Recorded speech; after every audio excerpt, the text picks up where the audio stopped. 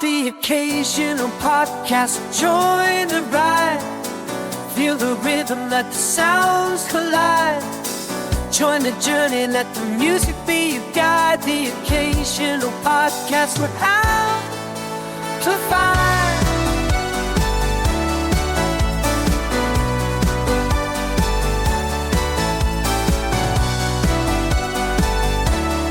Hello, friends. What you just heard, yes, was another AI-generated song. You have joined the Occasional Podcast, and we have, yes, new site. Parttimeaudiophile.com is now pt.audio. Little simpler to remember. There's a new site. Refresh. It looks brand spanking new coat of paint, new coat of red paint thrown all over the website.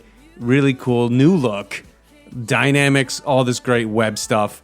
And then, new season, you have tuned into the season 11 of the Occasional Podcast. And that means new merch. Very excited, a little bit more on that later. And also, as you just heard, a new crop of AI-generated songs. This season, season 11, we're going to do something a little bit different, I think.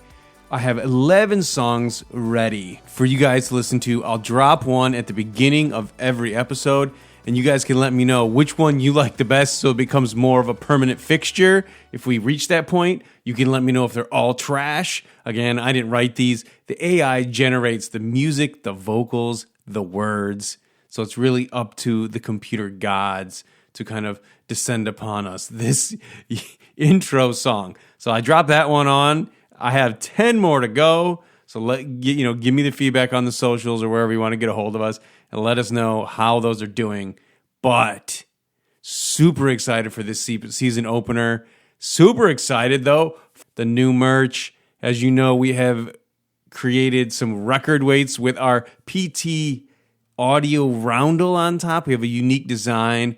And this season, season 11, drum roll please, we have copper, record weight, new form factor, new patina, new material, copper. So I'm really hoping, guys, this is going to be so cool. The record weight actually is more likely to patina this year. A little launch in past the patina puberty into more of a blended patina with the record weight, but also it will patina more than the bronze.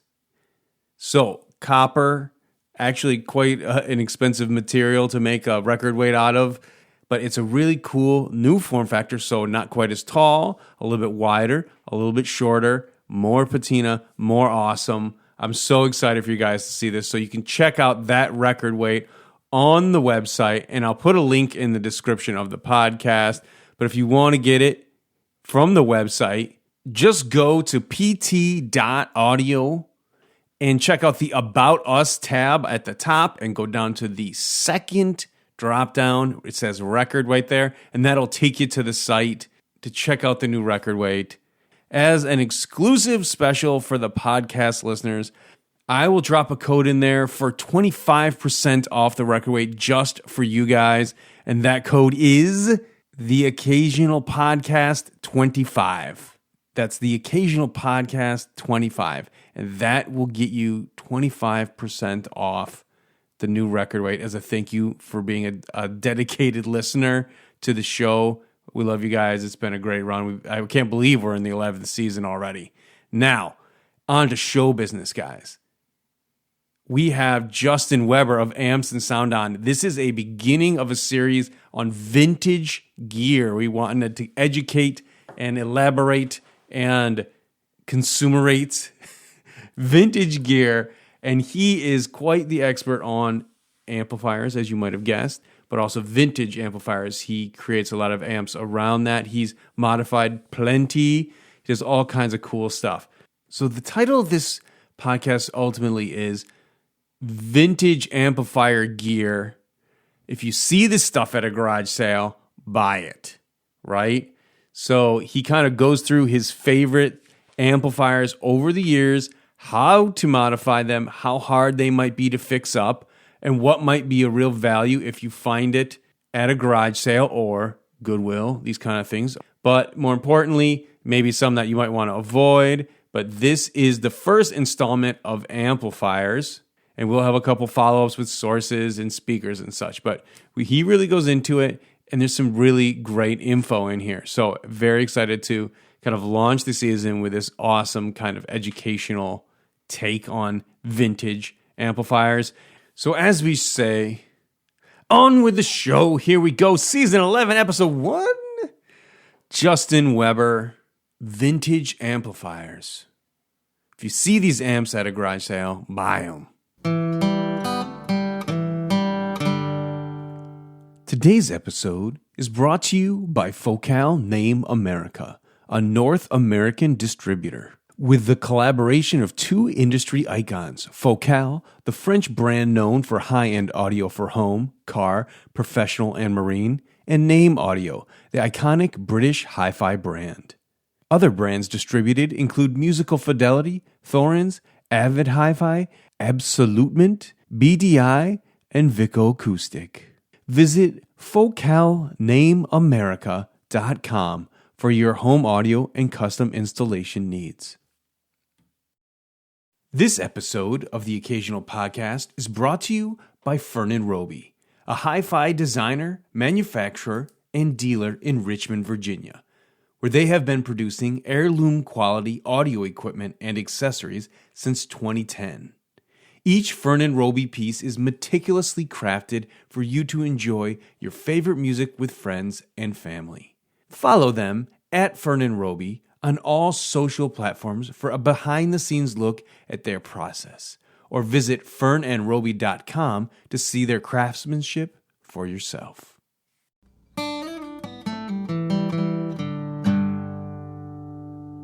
Hey, everybody. Thank you so much for joining us. You have reached the Occasional Podcast, and we are in for a treat. The running title, I should say, of this episode is The Best Vintage Amplifiers. If you see these at a garage sale, buy them. We are going to be doing a series on vintage gear. I've been waiting to do this for so long. I'm super excited. And we decided to start with probably the biggest category, that would be amplifiers. And our favorite guy to have on the show, he's come on a couple of times, and every time he's been a huge hit, Justin Weber of Amps and Sound. Thank you, my friend. How are you doing today? Really good, actually. Today's my regular day off, which is super cool, and excited to be here. Excited to talk about this. This is kind of what brought me into the hobby in the first place. So it's fun to extend the information. I think of all of our episodes, one of the top 10, if not the top 5, is the last one you did on amplifiers. So we have a lot of great info that I think the gentlemen and the ladies love to hear. And this particular thing, I wanted to start out with amps for a reason. And Justin, please jump in here anytime. Of all the categories, let's say, for vintage gear, there is, of course, amplifiers, speakers, sources. I feel like one of the largest in terms of vintage collecting, and there, of course, there's some great turntables and some amazing speakers, but in terms of buying them at garage sales or buying them at a store, what kind of input do you kind of have around amplifiers? Because one of the things that's been said to me as I was doing research for this project was that sometimes speakers can be a little bit troublesome because they're wear and tear, they break down. And obviously amplifiers have wear and tear and break down, especially around the tubes. When it comes to amplifiers, they have a little bit more longevity to them, a little more residual value. So, I'm going to just show you a picture, kind of step back and kind of give you an idea about something. So right behind us right here is, I've taken to restoring Garrard 301s, and that's a Garrard 301 with an SME arm, and that's like as old school as it gets, right? You're not going to find that at a garage sale for a value. You're gonna pay $1,500 to $3,000 for it from a garage sale or from a site. The probability of getting a really good deal is low, in my opinion. Doesn't mean it's not worth it. And then you have to learn the particularities of how each turntable functions or each tape deck functions, and then find the ways to fix it, because they're mechanical devices. Like tape decks have heads and belts and capacitors that would have to be addressed, and turntables either have belts or mechanical items that have to be refurbished, and then you have to put it into a package that's usable to you today. So, and then with speakers, I mean, speakers are, again, sort of a mechanical device. It's excited by electricity, and suspensions of the woofers can wear out. Mm-hmm. The ferrofluid in tweeters can wear out. The capacitors or parts of the crossover are likely to need refurbishment on top of the aesthetic questions of the speaker. That said, it's not worth doing. Perhaps, like a really good example, just for a different conversation, is that like lots of people used to buy speakers that had like box speakers, 1.5 feet tall, 1 foot wide, with anywhere from an 8-inch woofer to a 12-inch woofer. But then they'd have like a tweeter, and the tweeter would always be kind of terrible and wear out. What there was a whole group of people who did, which was there's an idea called Econo Wave. And so if you go on Audio Karma and search Econo Wave, it took this whole idea of buying a horn from like Parts Express. You can buy this horn for like $12. You can buy the compression driver for less than $50, and then you rebuild a crossover to use the existing cabinet and the existing woofer. You take the tweeter out, replace it with the horn, and you had what's called an Econo Wave speaker, aka poor man's heresy. Okay. So you're like reusing the old woofer, you're using a new compression driver with a new horn, and you're getting a horn-loaded speaker, high efficiency, using the same cabinet to reduce the cost. That was a great way of taking old speakers and refurbishing them. But if you're not into that adventure, I've learned to not play with old speakers if I can help it, unless I'm taking the drivers and putting them in, unless I'm signing on to what I'm signing on to. Mm-hmm. Amplifiers, though, are an entirely different animal, in my opinion. Amplifiers, preamplifiers, tuners, different. I wouldn't play with tuners, personally. But amplifiers and preamplifiers are an entirely different animal because their magnetics, the transformers, don't change largely. They can be blown up, but like the probability of blowing one up is incredibly small. And so what you're left with is tubes, capacitors, and resistors, all of which can be serviced with a voltmeter and a soldering iron. You can learn to read the codes on the resistors, or you can measure them and pull one part out at a time and replace them. And you can find out places that sell the same capacitor values and restuff these old amplifiers, and then you breathe brand new life back into these old amplifiers. The lower power you go, the cheaper it is for cost of entry. And if you paired it with like an Econo Wave speaker as an example, so like you took like an old Bozak, an old Pioneer bookshelf, and you stuffed an Econo Wave horn into it, and then you took like a vintage amplifier that had less than 35 watts, you'd have a really high fidelity system, or maybe we'd call it, if not high fidelity, you'd have a very high quality system that sounds really lovely at an affordable and accessible price. So tube amps in general are fairly timeless, especially if they don't use circuit boards. Modern circuit boards are much more reliable than older circuit boards, but tube amps are inherently a much, much more reliable, easy to restore idea, and more plentiful. And the value proposition of getting one and being able to put a few $100s into it and get a usable idea back out of it is pretty significant. And do you kind of feel on just a top line idea here that they have a pretty cool timeless, you said they're timeless, but would you say that the sound is also timeless? Is there anything particularly interesting you find about these?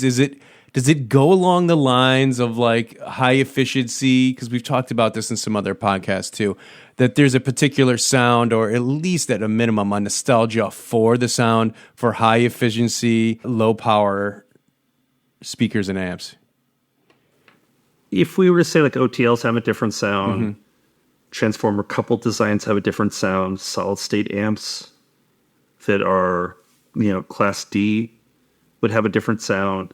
Push-pull designs have a different sound. Singleted amps have a different sound. Solid-state amps that have Class A have a different sound. All these things have different sounds. Do you find them appealing? I would argue that they are incredibly appealing. And are a more worthwhile adventure sonically than new equipment. I think that you might say that there's like two large camps within audio listening, or those who enjoy audio listening. One being people who want fidelity and true to source and want precision and measurability. And then people who want what they deem to be good sound, regardless of process, which one might characterize as either romantic or musical. That's how I would phrase it personally. And those who want precision and analytical. Now, precision and analytical people don't like to be called that and don't like those characterizations. The more analytical and precise the music, typically, the more you may be able to intuit perceive differences. I don't know that that is what you would call enjoyment. Less that is, if that's what you decide is enjoyable, that's fine. But if you're looking to perceive differences in sound, the more analytical the instrument, the higher the resolution of the instrument, speakers, source, amplification, the more that may be possible. If listening as an audiophile is an active experience for which we, combine our emotive selves, our feeling selves with our analytical selves, like our two sides of our brain idea, it's meant to capture our attention and hold our attention. And only using the analytical process to suss out and observe differences is not engaging the totality of the experience. And so tube amps produce distortion. It's just how they do it. They are not... Some tube amps can be lower in distortion. As tube amps as a technology has progressed into the modern times, let's say 2024 times, there tends to be sort of two big camps, and started in the 90s, right? Which was, let's make a tube amp behave like a solid state amp. Lower distortion. Let's utilize solid state innovations to either lower production cost or make them more linear. And in more linear or homogeneous in their behavior, more predictable in their behavior, that's what's going to make everybody happy. That's the audiophile sound. The audiophile sound and something being musical is not always the same thing. And I think that most people, when they are more experienced audiophiles, would say that they like to balance some degree of precision with a higher degree of flavor and taste. As tube amps produce distortion, that harmonic structure is more pleasing to our ear, truthfully. We all know that. It feels more natural. Doesn't mean that it is more true to absolute source. It just means that our ears prefer it.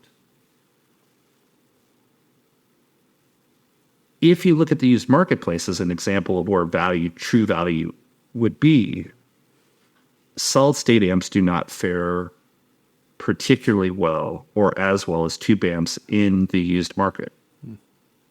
Tube amps, like solid state equipment, has a depreciated value that's pretty normative and can be measured like in the first, let's say, 5 years of ownership.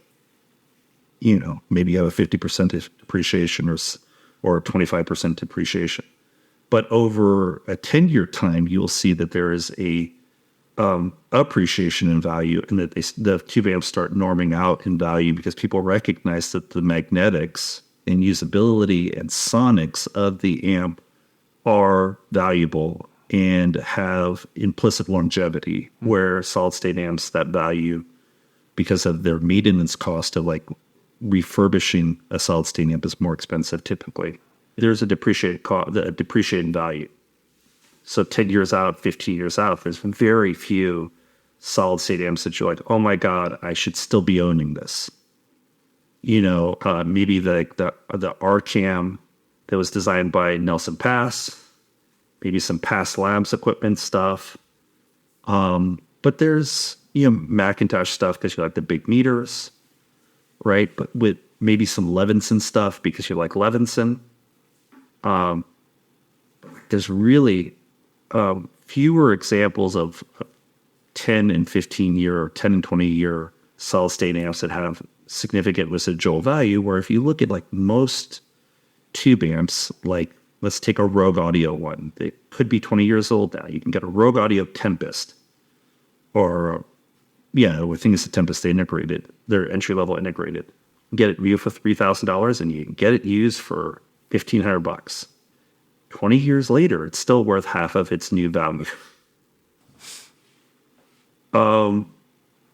Whereas would a mid-tier Yamaha solid-state amp fare as well? Or a mid-tier Sony? No, probably not. Flagship Yamaha? Sure, okay. A flagship Sony? For sure, yeah. But not the mid-tier stuff. And yet the Rogue is actually their entry level. It's just something to be thought of. Like, these are enduring products. I had a customer that was on a Telegram last night, and people were sort of making fun of me about break-in, and I said something to the effect that my amps need about 100 hours break-in. I think really they need about 25, but everything sounds better at 100. That has more to do with like the coupling caps breaking in almost more than anything else. I've measured my amps that have come back for a checkup like after 2 years that are like 1,000 hours of use. And they're typically 10% quieter and 10 or 20% more powerful. And everybody's like, why? Because the transformers have power cycle 1,000 times, and they now more stable in their magnetic flux. The capacitors are, stable because of their thorough cycling. Resistors. Failure analysis is not my forte. And these hadn't failed, but I'm just saying, like, I couldn't tell you the exact whys, but tube amps have a 40-year lifespan, at least. Why is it people still buy Western electrics that were built at the turn of the 19th century, 1930s, 1940s, and refurbish them? Because the circuits had something magical and the transformers had something magical. It's not because the capacitors from the 1930s or 40s are sought after. That's useless. So I think that there's implicit value that the people at large, the marketplace at large, is recognized, but knowing how to find that in your thrift store is a completely different variable. I mean, I still go to the family stores of Goodwill and whatnot, hoping to stumble on something. And I have seen a couple of really fun stories come out on social media, guys who found some really great stuff at those thrift stores, Salvation Army, all that stuff. They have, I don't know how often, but there is a lot of guys out there that just kind of peek their head in when they drive by to see what's in there, and sometimes they get lucky. And I think you get lucky with some solid-state equipment, the same idea, but the complexity. You had tube amps in the 50s and 60s. I mean, they go back earlier than that, but you had tube amps in the 50s and 60s that were really quite well made.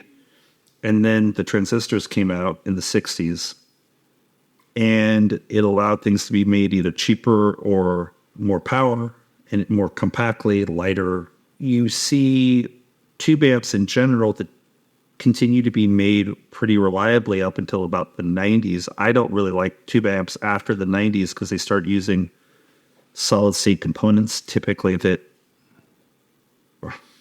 they're not cheating, but they're trying to get tube amps to behave more like solid-state amps and be more linear, rather than just accepting that you have a zebra, don't turn it into a horse. But if you look at like solid-state equipment, 60s, they were pretty serviceable.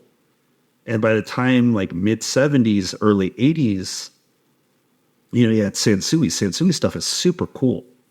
Like visually, incredibly difficult to work on.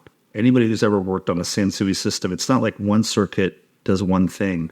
One circuit very typically will be interconnects in a solid-state environment. One circuit will typically interact with another 3 circuits. It's like playing 3-dimensional chess. Much, much more difficult to work on. And people who are experienced with like the Marantzas of the world and the Sansuis of the world just do that because they become specialists in that.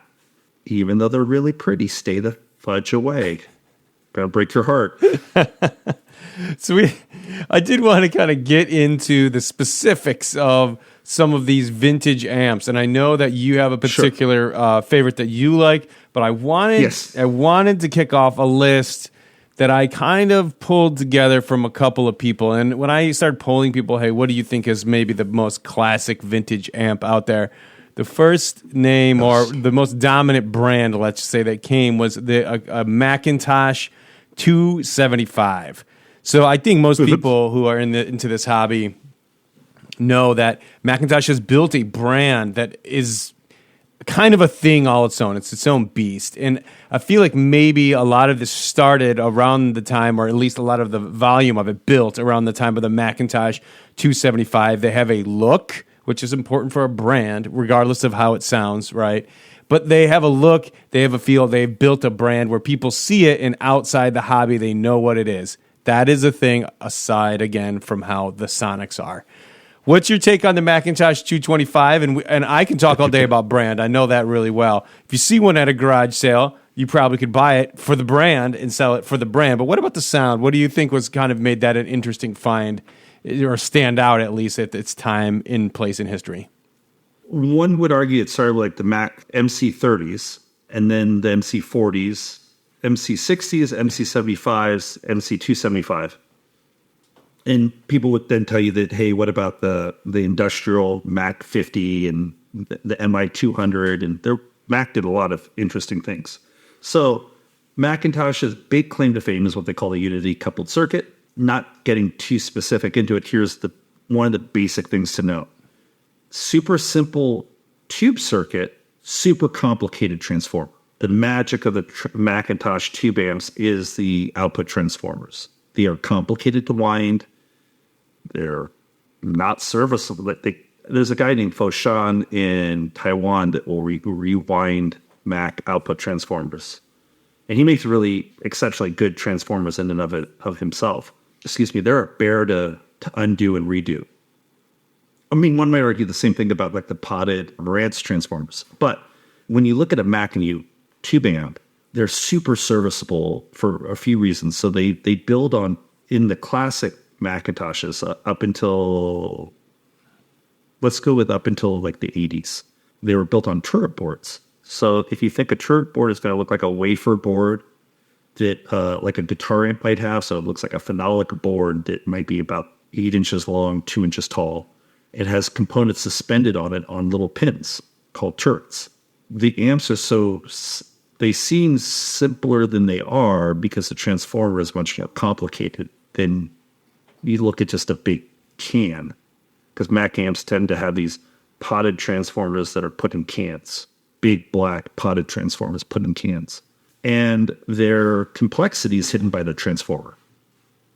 So servicing it is really, really ridiculously easy because it's like so I'm going to show, this is called the poor man's 275, everybody. This is called a Dynaco ST35.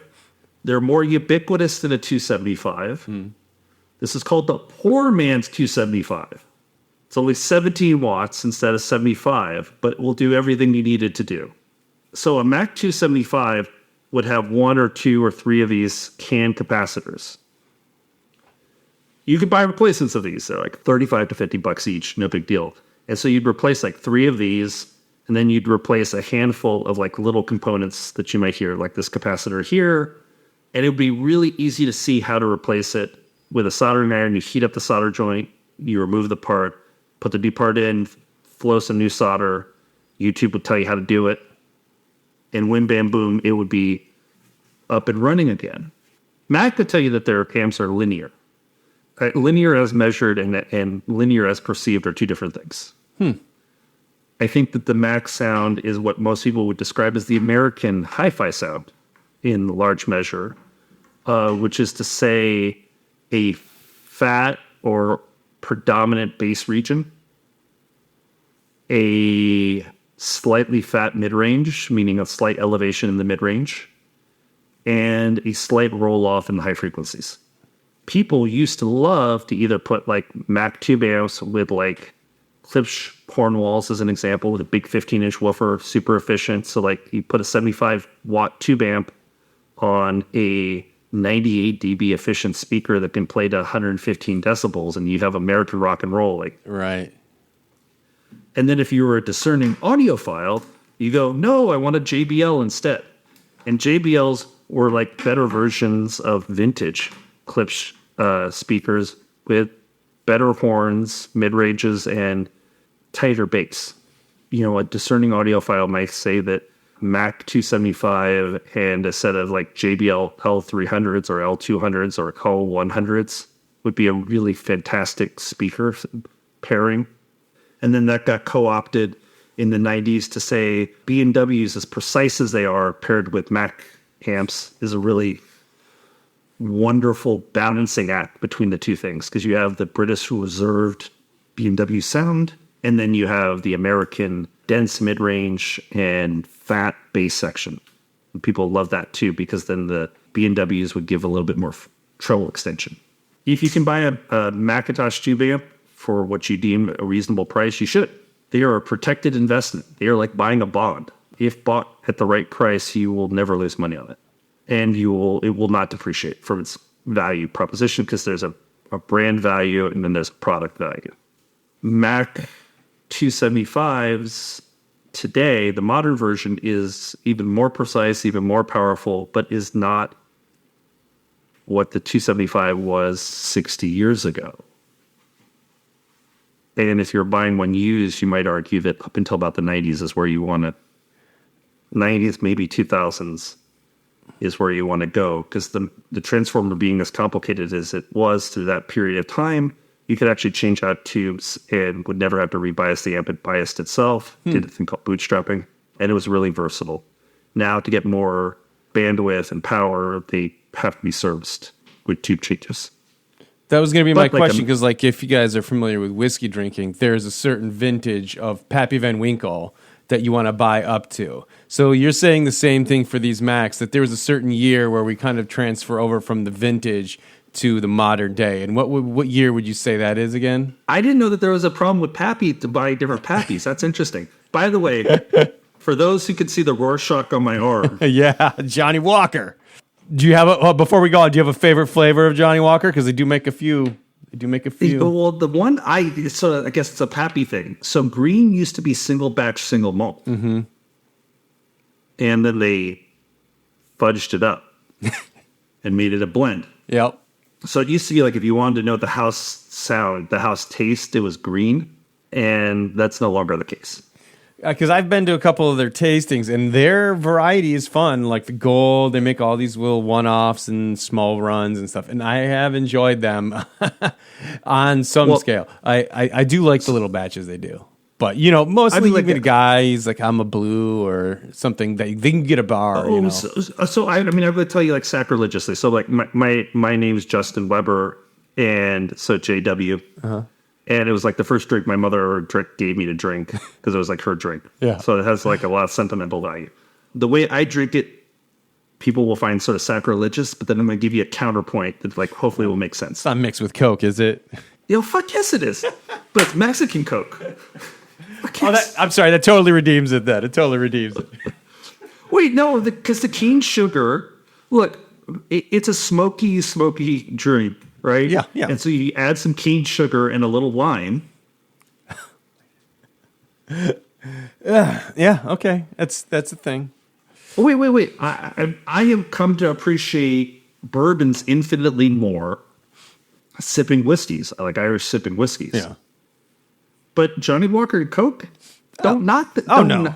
And listen, I spent a majority of my 20s Jack and Coke, so I have nothing to really complain about. But at least they didn't say Makers and Dr. Pepper. Makers and Dr. Pepper. Dr. Pepper just took over as the number 2 cola over Pepsi. People love that stuff. I was surprised. Oh, I could never drink Pepsi. If someone says Pepsi, it's iced tea, please.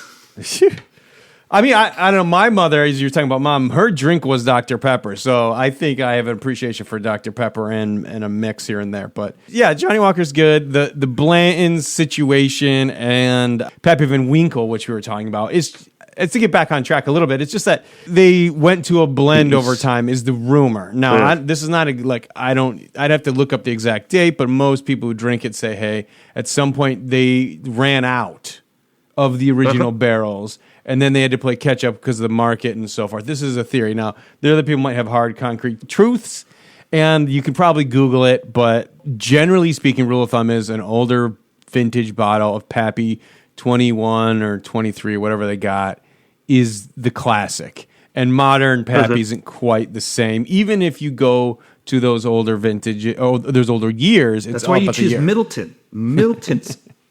I always thought for a long time Blanton single barrel was pretty darn good, and then the price shot through the roof. So I don't know, but it's made by the same distillery as them. Buffalo Trace is the name. So, anyways.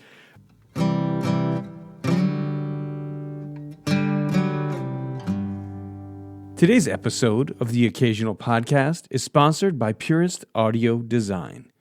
Quality audio deserves quality sound, like the purest of diamonds.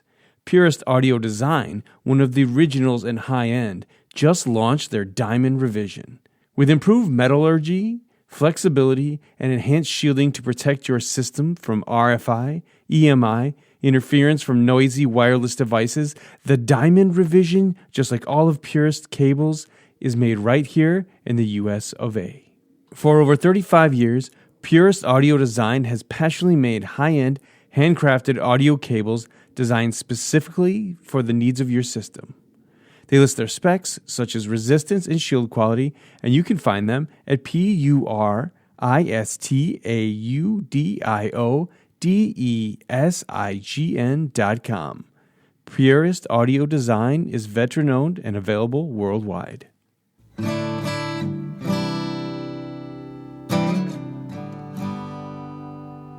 Back to vintage. So the Macintosh. So, look, I love Macintosh, and I'll tell you which ones I know if I were buying. Please. Okay. Yeah.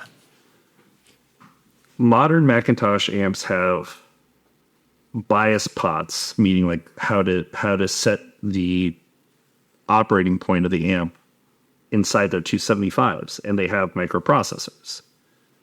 I have a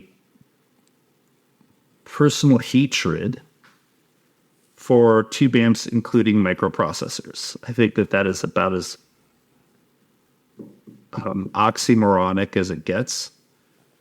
It is how to make them safer, because if there's like a tube fault, too short, how to make them safer, 100% understand that. It is how to get them to do other things that microprocessors can help you do, manage lots of operating points at the same time. It's super cool in that way, but if that microprocessor fails, you're going to have to do some things to bypass it. They rarely ever fail, but like, I could give you some vulgar ideas of things you can do to modify yourself that might make you better, but you wouldn't want to do it. If you accept a thing for what it is, you can find the value in it. And I think that like looking at high value things, discover high value ideas and perpetuate that forward, finding things that don't need specialized servicing is the right answer. And I think that but anything in the 2000s is a mistake to have bought as far as a Mac 275, unless you're buying it as an audiophile and understanding that you have a relationship with your dealer and a service center, and your dealer will take care of you because you're trying to get the most value from your purchase and the performance for your purchase. No big deal, not faulting. It's just a different engagement style. But if you look at like a 90s 275, like Gordon Gow edition and back, they didn't need ever to come back to Macintosh. And if they needed servicing, a voltmeter and a soldering iron would generally service them. If you ever discover a 275, but you discover almost any piece of Mac equipment, you should buy it. It's a good value. But the tube amps from like Gordon Gow edition back represent more residual value. And the nice thing about the late 90s or mid 90s to the early 2000 Macs is that you actually bridge them. I guess all Macs you could have bridged at one point, but they make it easier to bridge and turn them into 150 monoblocks instead of 275. That's kind of cool. Yeah. I don't have a need for that personally. I believe in pairing my speakers. Well, two things. I think that most people never need as much power as they think they need. I think that people showed some degree of restraint in speaker choices, that they would buy speakers that start with the number 9 for efficiency, not speakers that start with the number 8. Right. So 87 dB, 84, 82 through 89 dB are unacceptably low efficient speakers. They're compact. They use multiple drivers. They have very complicated crossovers. Whereas speakers that start with a 9, 92 through 98, you can get away with 5 to 17 watts and have a simpler device and perhaps more sonic bliss. But Justin, what would you buy from a Mac? The Mac MC30s don't sound like anything else. So if you want a sort of more single-ended sound or a more relaxed sound, the MC30s are great. You can still get good values, and they were originally in consoles, typically high-end consoles. And so you can buy a Mac 30 for a very reasonable value, and they use 6L6s. If I remember correctly, they use a special 6L6, but that's neither here nor there. Like metal bottle 6L6, they don't actually light up. It's like actually a metal envelope. The one I like the most, so Mac 30s use two rectifiers, have a more romantic sound. I like the MC40s, which were sort of the same idea as an MC30, but it used glass 6L6s, like 6L6 GCs. Very famous tube, very common, made today. But they were solid state rectified instead of tube rectified, and so they had better bass. And so the MC40s, I think you can get really good value. Like if you're finding like a sneaky peek value, the MC40s are like one of the better value propositions. Then you have the 60s. No one can afford them. Don't buy them. Stay away. It's like trying to buy a vintage Ferrari. It's just going to break your heart. Or a Corvette. They have two tube rectifiers. It's two KT88s. They're super cool. They're super expensive. The MC75s were a slightly more compact version. I think they're solid state rectified instead of tube rectified. So the MC60s would be like kind of the holy grail. And the MC75s are super cool. I bought reissue MC75s at one point, which is totally cool. But yeah, the MC75s are a nice, wonderful choice too. Now the 275 is going to be the easiest to find. It's because it's had like a 60-year production cycle in different iterations. They go like I think they're on like the Mark 6. And so I'd sort of say anything from a Mark 4 MC275 and down, you're going to be most happy with. It's certainly a really versatile amp. Mac is buying at the top of the tier. I think that there's lots of choices lower in the tier. They'll still get you amazing sonic quality, like my Dynaco in front of me, or like a Fisher.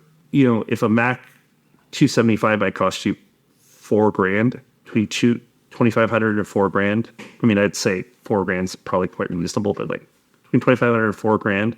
An alternative to like the Mac 75, so like a 275 at 2 channels, 75 watts. So an MC75 was single channel, 75 watts. The poor man's equivalent to that would have been a Dynaco MC60. The power dynamic difference, like your perceived SPL difference between the two, is almost imperceptible. As far as like that extra 15 watts and how loud you play is almost imperceptible, because what is it, like every 3 dB you have to double in power? So if you take your 90 dB speaker to get to 93 or 92 dB, you have to have gone from 1 watt to 2 watts, and from 93 dB to get to 96 dB, you have to go to 4 watts, and from 96 dB to 90. It's a logarithmic scale. So like as your power, you run out of power pretty quickly as you start trying to exceed SPL. But what that also shows you is to get to 95 decibels loud, which most people are never listening above that anyways, you're actually still in between 10 and 15 watts, depending on the efficiency of the speaker. So the difference between a 60-watt Dynaco and a 75-watt Macintosh, loudness-wise, is non-existent. Value, though, 100% different value. A Mark III Dynaco could be had for like $600 each. So you can get like 2 Mark III, maybe $1,000 if they're in really good condition, cosmetically or electrically. Yeah, so you might be able to get like a pair of them with cages on them for like $2,500, fully restored mechanically, electrically, and be beautiful and have very reliable usability. That said, I think that the 275 is a more usable choice. The binding posts have changed over time. The IEC has been implemented, so you can use whatever cable traces you want. Where the Dynaco's time stopped at 1965. Honestly, I forget how many years have passed, but stuff from the 60s, when I was a kid, it was only 40 years ago. Now we're 80 years away, so. Well, so just to give you as an example, though, and this is one that's like made very usable. It's the original one, the chassis. These are two holes for where the RCA, which was like a molded in RCA, would go. And it was ceramic, like captured in ceramic. I didn't want that. And then the power cord is captive. It has no on-off switch, so this power cord has a built-in on-off switch. Oh, God. Yeah. And then just screw speaker set? Yeah, so you'd like have spades or spades. wire. Lots of people would use lamp cord and run it around. And that's what you're accepting when you're buying an older product like that, unless you're going to put in... Like, they make like upgraded ones of these that have like banana jacks in the back, but I don't think they work as well, so this is how I've done it, because I make adapters. You can buy little adapters that have like little screw down connectors and then a banana jack. So you can put a banana jack in. But like this is from a company called Dynaco Kits, DynacoKitParts.com. Cost me $1,000 before I built it. And, we did a nice build, and I added a choke, which is a real normal upgrade for this. But this sonically is a really, really, really, really compelling experience. And if you had a set of Harbeth 30.1s or the PSRs, Falcons, CAF LS50s would be like amazing with this. This is $1,000. Maybe fully built with the cage, labor, everything. Maybe I'm going to do it $1,500. Gorgeous. And it's 25 pounds worth of transformers on a stainless steel chassis. And the reason why I love this one is it was known as the poor man's 275. It's the little brother to the Dynaco ST70, which people would argue is like the most known tube amp in existence. And I'll tell you the very differences between it. But why I like it is it looks like an old bread box from the 60s. Sure. And then you put the cage on it, and it's a bread box from the 60s. Dynaco ST35, because there was a whole 35 watts was like, that's like everybody didn't need more than 35 watts. The ST70 uses EL34s, and you can get an ST70 used for like $600 still. And that's 35 watts with EL34s. And if you put a new driver board in it, they have modern driver boards that use modern tubes that are really accessible, and a new CAN capacitor. It's now 100% reliable again. And you might be into it for $200, $300 to fully restore it. So less than $1,000 and you're off to the races. The Fishers, the same idea. The Scotts, the same idea. Just to close it out. So the Mark 30, 17 watts, EL84 is super punchy, kind of the American sound. The Dynaco 35, EL84 is super punchy sound. The ST70 EL34s, more refined treble, better air and space. People love that. They use really highly coveted transformers on the ST70. But the cloth-leaded output transformers on the ST70 are really coveted. The Mark III, don't buy a Mark II ever. It's a waste of money and hurt you. The Mark III, it's a 50-watt amp, EL80, EL34s. It's not a Mark III. There's no value in it. Like, you're buying a lemon. Don't buy a Mark II. Oh.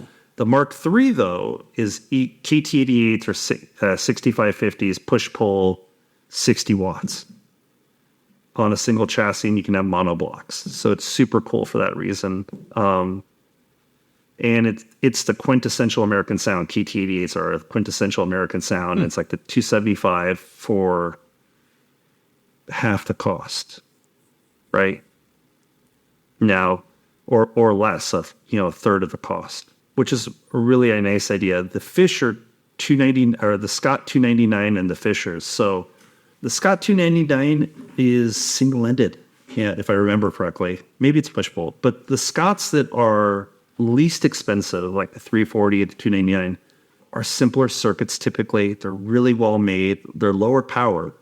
I think that if you wanted something that's super cool with a radio function, which I don't think anybody really needs at this point, though, right, is the Fisher 400, 500, and 800. They're integrated push-pull amplifiers with phono stages. They have cool meters, cool dial. The Fishers are very pretty to look at, or excuse me, the Scotts have very, very pretty faceplates with like a bronzing to the faceplate, or a champagne color to the faceplate. So people really love the Scotts because they look really nice. And you can get Scotts as an integrated amp, so it'll have a phono section in it. The Scotts, if you're buying them, look for the integrateds. The Fishers, you want the 400, the 500, or the 800. Probably you want 400 or the 800. They're really fantastically good amps. If you're going to buy the Fishers, try to buy the 400, 500, or 800. That's really the market wants you to be for like residual value. However, Fisher made consoles, had consoles where you could get like a tuner section and the preamp section was just knobs, and then would fit into just a amp, and the amp would be about the size of like this. And so if I remember correctly, there's the Fisher 151. Fisher made a whole bunch of monoblock console amps, and you could just search, like keyword search Fisher console amps or Fisher monoblock consoles, and you can get into those really cheap. So like they had like a 30 water or 15 water that was push-pull EL84, so it was like half the section of the Dynaco ST35, but as a monoblock. And it had no frills to it because it was in a console, so it was like just on an aluminum chassis, 2 big transformers, tube rectified, can capacitor. That is sort of probably one of the very best cheap values to get into a good sound, because Fisher output transformers were really exceptionally good. They made in consoles even stereo amps, and they made stereo amps with 6L6s and stereo amps with EL34s, with EL84s, and so you could get them in different power versions. And if you do a Fisher console pull, look for those, or buying consoles, you can rob the console. Never buy a console with solid state equipment in it. It'll break your heart. It's a waste of money. Consoles that have tube equipment in it will not break your heart. Magnavox, another idea. You could buy Magnavox, consoles that had Magnavox tube amps in them, incredibly inexpensively, like under $200. And had really good transformers. And if you go on sites like Audio Karma or DIY2, people will tell you how to rewire these things so they're just like power amps really easily. Like, cut this wire, move it to here kind of thing. And you'll get a really, really, really good sound really inexpensively. The inherent idea in all of this is that the transformers matter, and the wear-out components like tires and brakes are capacitors. Resistors don't really wear out unless they're burned. And so you can recap a tube amp and restore it pretty easily. And then it's just a question of buying tubes. I will say that I've said this to everybody. I want hopefully you'll include this. If you do not own a tube tester can cost you as little as $200. But if you do not own a tube tester and you're buying tubes on eBay, you are asking to be stolen from. I'm not saying everybody who sells tubes on eBay is a thief, but if I take this tube out of its socket, and this is actually an NOS tube, I have it, it has less than 5 hours on it, but I say new in box, brand new, never used, but it's an RCA black plate from 1960. So you're telling me the last 80 years of its life, you just yanked it from an amp and you tested it and it's perfect. I can ask for whatever I want for it. And you might be inclined to pay for it because I'm really good at writing, ad copying, taking pretty pictures. However, if you have a tube tester, you can then validate what you purchased. And if it doesn't measure or suss out to be what you assess it to be, eBay would backstop your purchase. So if you ever spend more than $1,000 in tubes, you don't have a tube tester, you're asking to be stolen from on eBay. Because there's no way to tell a tube. I mean, if you could know that like there's a getter and a flat and the flash and what that would look like over a wear, maybe you can assess that there's some use. But ultimately, you can't tell whether it's 80% used or 40% used, or if it has differences in its lifespan left to it. Long story short, though, trust but validate. Buy a tube tester. Things that you need to restore these tube amps, though, you only need like 3 or 4 things. You need a voltmeter, a multimeter. You can buy a Fluke 101 from Amazon for $60. It's a fantastically accurate voltmeter. If you're going to buy a voltmeter or a multimeter, you buy a Fluke. A soldering iron, Weller, buy it from Amazon again. Solder, smart people are going to buy Cardis solder. Has lead in it and silver. Lead is what makes everything better in audio, and it's no longer allowed to be used. If for it to be CE compliant, it can't have a high lead content. And so solder joints can fracture or go cold, like have a not work correctly. The lead stabilizes the solder. Long story short, that and some pliers and some tin snips, and you're off to the races. They're really serviceable. Tubes are really accessible. Brent Jesse is a great place to get Brent Jesse recording supply. You can get really good NOS tubes. eBay is a great place to get NOS tubes because people will take like an old Hammond organ that had like 200 tubes in it. Wow. And they'd rob all the tubes out of it and sell them. Another thing to look for, an old Hammond organ. If you see one of those with the tubes. Well, if you want really inexpensive tubes, like if you wanted like, hey, here's a Telefunken, which might be a really expensive like Telefunken 12AX7 kind of tube. And if it's labeled Dynaco or Baldwin, like Baldwin organs, Baldwin tubes are always less expensive, but they're always really high quality.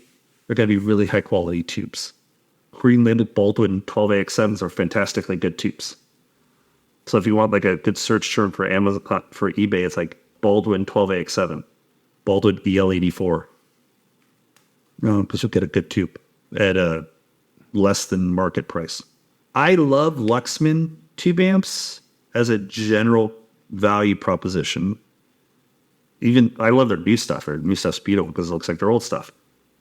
So they're a great brand and less expensive, like as new, less expensive than Macintosh. And Luxman stuff is really, really, really well made.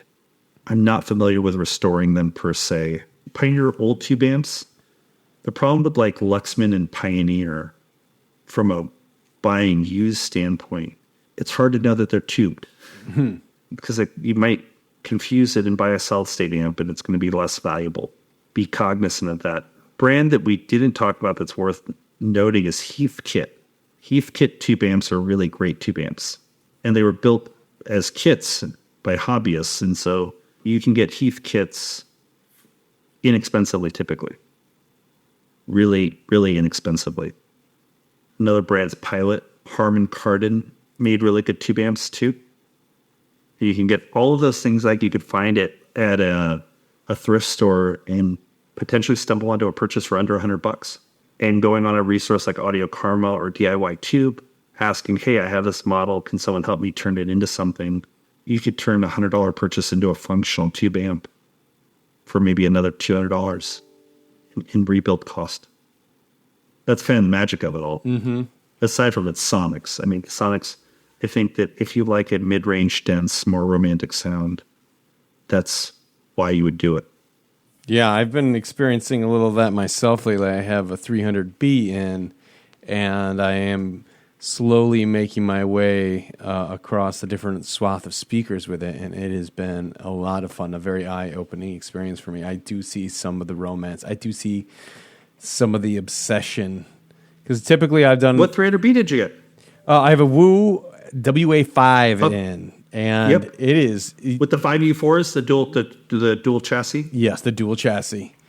That's amazing. It is, and it's not the most expensive one out there, and they're not necessarily known for headphone amplifiers, but this thing is my new toy, and boy, oh boy, has it just been a really great time getting to experience firsthand all the things that we've talked about, and we did a podcast just on the 300B, and I can see the romance about that tube. So it has just been a really fun time. So we're going to get some more speakers in. I'm going to keep toying with it, and I think it'll be a good time. I'm really excited about it. So we've talked a lot about all the different amps that you can find, but Justin, you actually do some stuff yourself. What's your latest project you have going on? I've always been a fan of push-pull EL84s, and I only own 2 amps that don't have my transformers 100% in it. One of which is this Dynaco, and then the other one is sort of a special edition 300B amp I made for myself with Hashimoto transformers. So I like using my own transformers. The Dynaco ST35 I have always believed to be the right answer for almost everybody for almost every solution. I mean, I'm known for my single-ended amps, and I use almost exclusively only single-ended amps. That being said, I find push-pull amplifiers of moderate size, output power, really, really special and enticing. And so the push-pull EL84s have always been really near and dear to my heart, because I think that you can always buy NOS or gently used old EL84s inexpensively, otherwise known as 6BQ5s. We used to have an amp called the ST15, which is basically our take on a Dynaco ST35. We made some changes to it because though I love my wood chassis amps, I've kind of pushed more into using metal chassis amps like what you might see here in the background. I like them big and rigid and feeling like laboratory equipment. And so I wanted to give that option to people where it was the same build quality that I might put into my very expensive Summit Phi kind of tube electronics, but in a more accessible price point, but still giving the same value proposition. And so the ST17, we call it the little nugget, is this big, or it's a small-sized amp physically that's super heavy. So it's a Dynaco, very similar in concept to the Dynaco ST35. So it's push-pull EL84s, and then you have a 12AX7 and a 12AU7 for the front end. So these are all super common tubes. You can start tube rolling by just changing one at a time. Whether it's one input tube or the phase splitter or the power tubes, you can do a lot of tube rolling. But you get this very compact, like the original tube amp, while still getting all of the modern functionality that you need. So it has a tube cage that comes on and off pretty easily to fully conceal the tubes if you need to. So if you have little ones wanting to touch things, it has a 4-ohm and an 8-ohm speaker tap. So if you want to do things like the KEFs, you can do that, or any modern speaker, IEC, and it weighs 30 pounds. So even though it's smaller than 12 by 12, or maybe it's 14 by 12 by 6 inches tall, so it'll fit on a shelf very easily, and it'll power any speaker that you want to put to it. That's practically sized. And so that's what we did. We did our big steel chassis work, and we did our custom transformers and custom circuit board and all that good stuff. But at its core, I was going after what would I want as a purchaser, and what could I have stopped as the first amp. My first amp being my last amp kind of idea. And at 17 watts, I could have used anything. I could have used any speaker I wanted. I always went with high efficiency speakers because I could buy single-ended amplifiers or build single-ended amplifiers and still get the fidelity and SPL that I wanted without sacrificing anything. The reality is that not everybody can make that same choice of having big speakers. Right. And so if you need a bookshelf or a modern floor standard, you're going to need a 92 to 94 dB efficient speaker. That's what the market's producing. So the Music Direct double, the coaxial with the 210s now. Source point. They have instead of the source point floor standard. The 888. Because it's got 3/8 inch drivers. Or they have it to 10 too, right? They have a 10 version. Yeah. Well, not in the floor standard. I believe maybe that came out. And the last I checked, they have the 8 and the 10 and the bookshelf size, the stand mount. And the floor standard is the 888 because it has 3. And if you're buying that, that's a great choice. And you power this with 17 watts, you have everything you need. So that's why we did it. We built this amp that was meant to be giving people all the value and luxury that we could in an accessible package, both physically accessible and financially accessible. One thing to know with these tube amps, any of them, tube amps like pre's that have gain. Most modern pre's don't have gain. They have what they call unity gain, which is like a buffer. Solid state amps have no problem with this. Tube amps like voltage, they want gain. So there's lots of ways to get that inexpensively. You can build, if you look up super simple pre for a hobbyist, you can build a super simple pre based off an NEC op amp. Or you can get an LE kit pre for like $1,000 from Victor Clone, the BK Music, and build it. That's a tube pre. Tube pre's will always have gain. If you're just starting really accessible, you could buy one of these tube amps from a thrift store of any sort, and then go buy like the FiO $100 streamer, where it's like Ethernet in, Wi-Fi in, Bluetooth in, and RCA's out. Or like I have, I'm sure it's the company. Yeah, I think I just saw a press release for a new one of those too. Yeah. No, the new one's amazing. It's got amazing bandwidth. So yeah. Long story short, if you take that and then put that as your source, then you have a completely good front end as a start point. Or like what I've used is the WIM Minis. Mm-hmm. WIIM, WIM. And they have a streaming DAC for like $200. Like I like NOS DACs at this point, and so like my DACs all have coaxial in, and so I use the WIM because the WIM will go Ethernet in and output into coax, and it'll go Ethernet, Wi-Fi, Bluetooth in and output to RCA if you want, and it'll give you a line level out, so it'll give you a pretty significant out. And they have a remote. And for like less than $200, you can buy a WIM streaming DAC with a remote on it. And now you take this tube power amp, right? Let's say you take your TEF LS50s and your tube power amp, and then you take this WIM, and the WIM is now turned it into a modern system with modern conveniences. Yeah. Because you can stream Tidal or Spotify or Qobuz right to it. Or use it as a Roon endpoint. And it's got a remote. Everybody seems to love remotes. Yeah. The ability to really integrate these isn't as hard as it used to be. People are like, right. Well, how do I make this whole thing work and work with my system? And now what you do is you take one of these like $100 to $200 boxes, put it right next to it with a 2-foot RCA cable, and you stream right to it. And that's your office system. Yeah.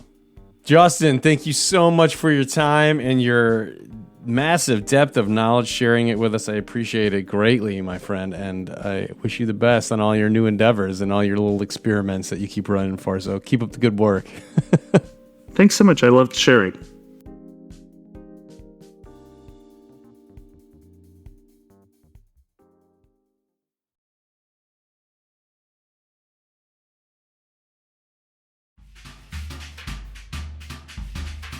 The Occasional Podcast is a production of the Part-Time Audiophile Network, which includes parttimeaudiophile.com, The Occasional Magazine, the PTA Newsletter, and audiohead.com.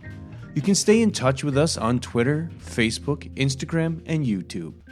The Occasional Podcast is produced and hosted by Brian Hunter, executive produced by Scott Hall at PTA Productions. The Occasional Podcast and its original associated music is monitored, mixed, and mastered on the Focal Trio 6 BE studio monitors. AI songs produced by Udio.com. If you haven't already, please subscribe to The Occasional Podcast on iTunes, Google, Spotify, or wherever your favorite podcasts are downloaded.